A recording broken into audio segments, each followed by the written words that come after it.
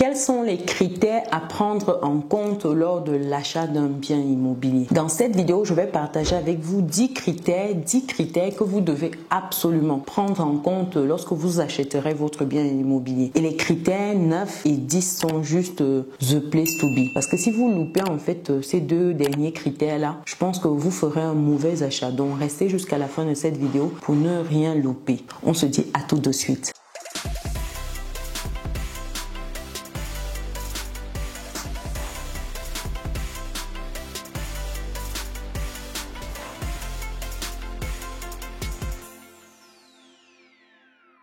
Bienvenue de nouveau sur Business et Réussite, la chaîne qui te permet de muscler ton mindset et tes finances. C'est quelque chose qui te parle? Rejoins notre belle communauté, active la cloche et partage autour de toi. Pour des personnes qui me découvrent dans cette vidéo, je suis Chimène Nana, je suis maman, je suis entrepreneur, je suis investisseuse et j'accompagne des personnes qui souhaitent level up leurs finances, qui souhaitent avoir d'autres sources de revenus, qui souhaitent atteindre progressivement leur autonomie financière. Donc si c'est également ton cas, tu as la possibilité de me contacter gratuitement en allant sur Business et Réussite, onglet prendre rendez-vous pour bloquer un moment d'échange. Ce sera avec plaisir qu'on partagera ensemble autour de ton projet. Et pour les personnes qui souhaitent rejoindre le club privé des résilients, vous avez l'onglet Académie. C'est un club qui permet justement de réseauter. On investit ensemble, on parle de livres, de mindset. Bref, rejoindre l'aventure pour avoir davantage sur la question. Rendez-vous sur l'onglet Résilient, Académie plutôt. Donc pour des personnes qui souhaitent également immigrer en France, vous avez la possibilité d'immigrer sereinement en vous procurant en fait ce livre-ci, Vivre et réussir en France. Et vous avez également une chaîne YouTube qui a vu le jour au travers de ce livre qui s'appelle Vivre et réussir en France, où je ne parle que d'immigration sur cette chaîne. Avec ce livre, vous avez les clés justement pour votre autonomie financière et vous avez les clés pour bien vous installer sur le territoire, comprendre comment ça fonctionne, le système, l'épargne, l'argent. Vous avez également des cas de personnes qui sont passées d'une situation à une autre, qui sont partagés dedans. Donc allez-y vous procurer votre livre. Je vais mettre le lien dans le descriptif de cette vidéo. Et pour ceux qui souhaitent plutôt les conseils liés à l'immigration, avant, pendant, après, rendez-vous sur la chaîne Vivre et réussir en France pour avoir tout. Donc après cette parenthèse là, revenons au vif de notre sujet. Quels sont les critères à prendre en compte lors de l'achat d'un bien immobilier? Le premier point ici, c'est l'emplacement. Je le dis très souvent quand je parle d'immobilier. L'emplacement, c'est la base. C'est-à-dire que acheter un bien parce qu'il est plutôt bien positionné, où vous aurez des facilités si vous souhaitez le vendre, si vous souhaitez le louer, si vous souhaitez exploiter d'une quelconque manière, ce sera plus facile pour vous comme pour la personne qui souhaitera exploiter. Quand vous faites attention à cet emplacement-là, je vous assure que c'est plus simple les autres sujets. Tout le reste devient un peu plus abordable et l'emplacement permet à votre bien de prendre rapidement de la valeur. Et ça, c'est un point important lors de la revente. Donc, premier point ici, c'est l'emplacement. Deuxième point également, c'est l'état général de votre projet. Quand on dit état général ici, c'est de savoir qu'est-ce que vous souhaitez exactement, où est-ce que vous en êtes. Il faut poser votre diagnostic, votre situation détaillée. Où est-ce que je suis, qu'est-ce que je veux, pourquoi je veux ça. En fait, il faut prendre le temps de clarifier tous ces points-là. Parce qu'en fonction de la finalité, vous n'allez peut-être pas vous orienter sur le bien A, mais peut-être ce sera sur le bien B. Et si ce n'est pas clair pour vous, c'est compliqué. Pour qui ce sera clair? Donc, il faut prendre tous ces paramètres-là afin de ne pas acheter un bien qui n'est pas adapté au projet. C'est très important. Troisième point ici, c'est au niveau en fait de la taille de la propriété. En fonction du type de projet, il faudra faire attention à la taille parce que la taille ici, ça va conditionner la population que vous pouvez accueillir. Par exemple, est-ce que vous souhaitez une colocation peut-être de 3-4 personnes? Si vous voulez une colocation de 3 personnes et que vous n'avez qu'une chambre ou 2 chambres par exemple, ce sera difficile. La troisième personne ira où? Donc la taille ici est importante. La taille est également importante dans le sens où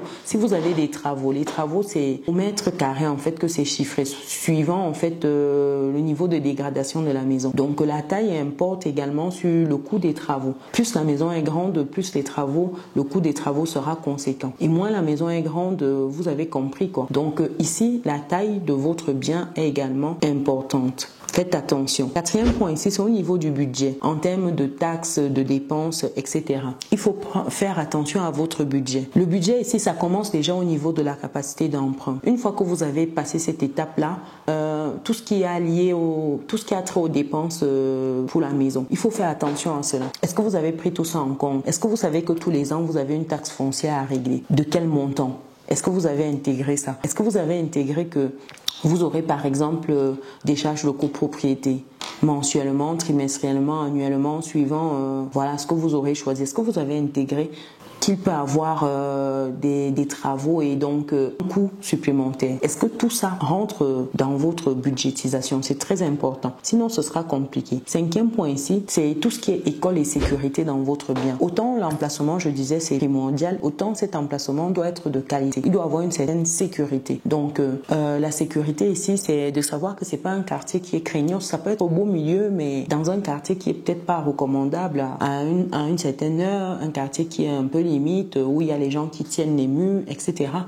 Et au niveau des écoles, est-ce que vous pouvez facilement vous mouvoir peut-être pour les enfants, si vous achetez votre RP, résidence principale? Est-ce que pour des étudiants, si c'est pour du locatif, est-ce qu'ils pourront aisément rentrer chez eux le soir? Est-ce que c'est à côté? D'où l'emplacement, comme je disais tantôt, qui doit être de qualité. Et ça intègre ce point de sécurité, ce point alentour.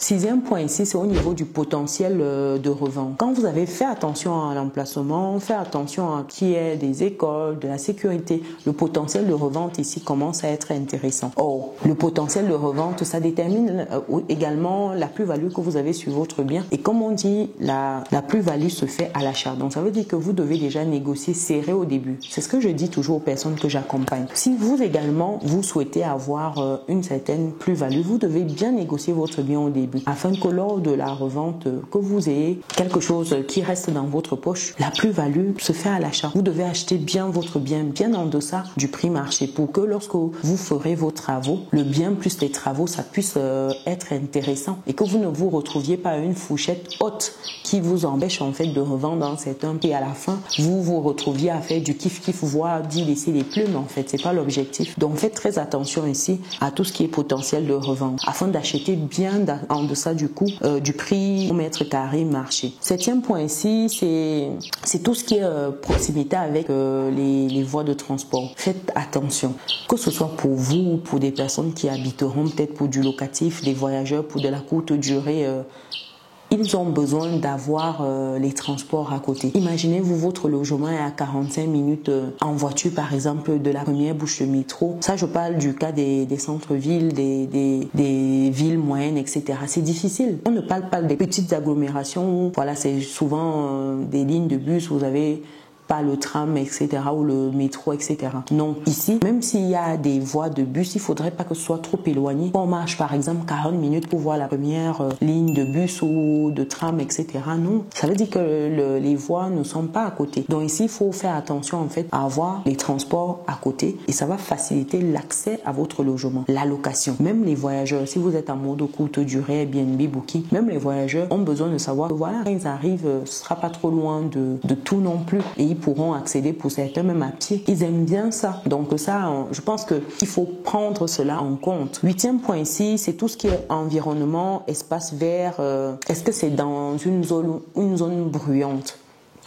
Par exemple, si vous avez un bel appartement, mais à côté des pubs, des bars, etc., c'est chaud, il y aura un turnover qui sera important. Par exemple, si vous avez des étudiants qui sont en mode, ils veulent la tranquillité, ou des voyageurs, ils vont pas rester longtemps dans votre logement parce qu'il y aura trop de bruit. Par exemple, si l'environnement est bruyant, vous êtes à côté des activités qui demandent un son extra, quoi. C'est pas bon. En Occident encore, certaines de ces activités, pour pas dire la majorité, ont quand même des murs insonorisés, etc. Mais quand vous êtes en Afrique, pour certains pays, il n'y a pas, en fait. Ça dit déjà, même dans la maison, quand vous parlez dans la maison, on vous entend dans la rue. Vous parlez ici, on vous entend dans la rue. Combien de fois alors ces bars qui sont collés aux maisons? Je dis que quand vous voyez la construction, ça dit, vous passez dans certaines villes, vous vous posez des questions. Ça dit, les bars sont collés, les maisons, le bar même en dessous, collé. Et puis le bruit, vous ne dormez pas de la nuit. Vous imaginez, vous avez un logement qui est bien positionné, mais dans un coin comme ça où il y a la fête. Ce sera difficile. Pour une location classique, ce sera difficile. À moins que vous n'ayez des jeunes qui sont également extrêmement fêtards. c'est compliqué. Vous aurez un grand turnover, c'est pas bon. Un 9e point ici, c'est tout ce qui est économie locale. Vous devez voir en fait l'évolution de la ville, de l'agglomération. Est-ce que les gens ont tendance à vider la ville ou plutôt à la remplir? Parce que si les gens partent plutôt à un moment, votre bien en fait, qui va l'acheter, qui voudra y vivre parce qu'il n'y a aucune activité autour. C'est pour cela que vous devez chercher des emplacements stratégiques où voilà, vous savez que la population est croissante dans cette ville-là. Les entreprises s'y installent, les gens sont intéressés. Si c'est pas le cas, ce sera très très difficile parce que si la ville se vide, vous allez louer votre logement à qui? Ce sera compliqué à moins que ce ne soit pour y vivre vous et de faire les allers-retours à chaque fois. Mais dans le cas contraire, ce sera très très compliqué. 10e point ici, tout ce qui est gestion. Ici, il faut vous faire accompagner par des conseillers financiers, des experts.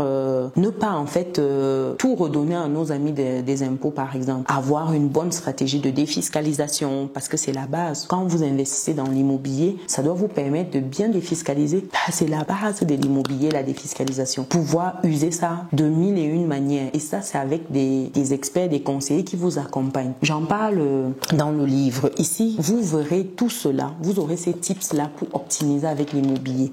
C'est vraiment un livre que nous avons écrit avec beaucoup de soins du détail. Il y a également des cas pratiques de personnes qui sont passées d'une situation à une autre. Vraiment, vous avez matière dans ce livre. Les retours sont juste exceptionnels. Allez-y, vous procurez votre exemplaire et vous m'en direz. Les retours sont phénoménaux, je vous assure. Donc aujourd'hui, si vous souhaitez creuser davantage sur cette question-là, vous avez cette possibilité de le faire au travers de ce livre-ci où, en termes d'investissement immobilier, c'est très très bien détaillé. Donc voilà un peu 10 critères à prendre en compte lors de l'achat d'un bien immobilier. Dites-moi ce que vous en pensez parmi ces critères. Est-ce qu'il y en a qui vous parlent? Est-ce qu'il y en a que vous avez appliqué déjà? Est-ce que vous avez déjà acheté un bien? Mettez en commentaire. Et pour ceux qui sont arrivés jusqu'ici, mettez immobilier. C'est important. Pensez également à mettre un pouce si vous avez aimé, partager. C'est important, c'est gratuit. Ça permet justement qu'on soit nombreux à se partager les bonnes astuces, les bons plans. Sur ce, on se donne rendez-vous dans une prochaine vidéo. Allez, ciao!